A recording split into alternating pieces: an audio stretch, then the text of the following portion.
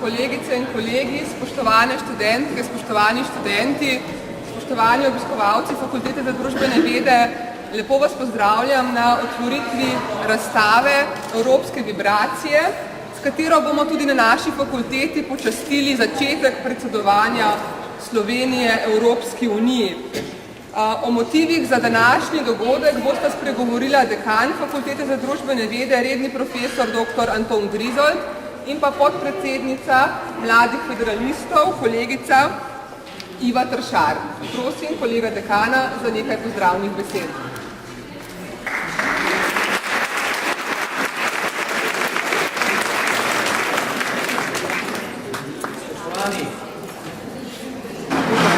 Veliko veselje mi je, da ste se odzvali vabilo na današnjo prireditev, otvoritev razstave Evropske vibracije, s katero tudi Fakulteta za družbene vede Univerze v Ljubljani v sodelovanju z Društvom Mladi Evropski federalisti zaznamuje začetek predsedovanja Slovenije Evropski uniji, od katerega nas ločita le še 2 tedna.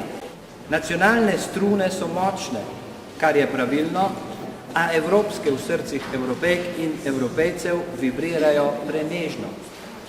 Ideja Evrope pa je stara stoletja in ob današnji priložnosti bi želel spomniti na to, da so bili prav akademiki pionirji ideje evropske združitve. Dolg ideje Evrope še ne odvezuje akademikov kritične drže pri razmisleku o evropskih integracijskih procesih in o družbeno-političnih vprašanjih, ki jih odpirajo. Spoštovanje evropske dediščine združujemo s poslanstvom neodvisnega raziskovalnega dela, gojenjem večjezičnosti, kritično držo do družbeno-političnih pojavov in svobodnim izražanjem akademskih stališč, da bi ohranili eno ključnih civilizacijskih pridobitev neodvisnost univerze. Želim, da gostovanje razstave Evropske vibracije v naših prostorih razumete kot izraz tega, da je Fakulteta za družbene vede naklonjena ustvarjalnim prizadevanjem mladih in študentov in da jih v njihovih dejavnostih po svojih najboljših močeh podpira. Datum otvoritve razstave zagotovo ni bil izbran naključno. Otvoritev razstave Evropske vibracije je simbolična. Prejšnji teden so voditelji in ministri držav članic Evropske unije zavezali k reformiranju Evropske unije, večjemu sodelovanju in povezovanju celotnega kontinenta. Čez dober teden pa Slovenija od Portugalske prevzame predsedovanje Svetu Evropske unije.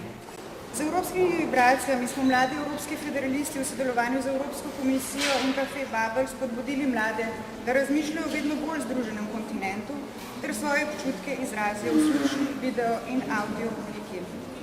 Njihove razmišljanje in občutke vam predstavljamo danes.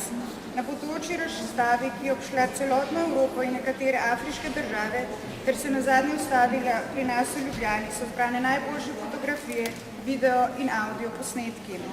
Vabim vas, da si jih ogledate in jim prisluhnete. Hi,